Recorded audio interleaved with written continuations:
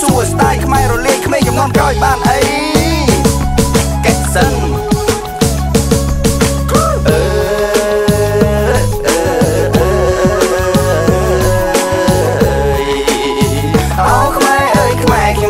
ជាងគេសុខសម្បូរពោពេញមានសិល្បៈតន្ត្រីប្រដេញ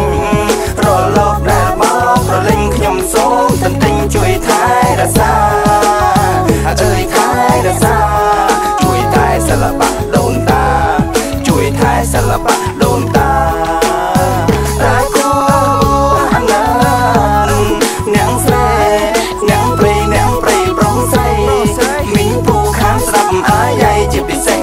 ចាស់ខាងស្ដាំចាប់បីស្រងយើងប្រូផ្លែមកស្ដាប់ចម្រៀងសាមៃធំបាក់ហុយដីគ្មានត្រយីគេ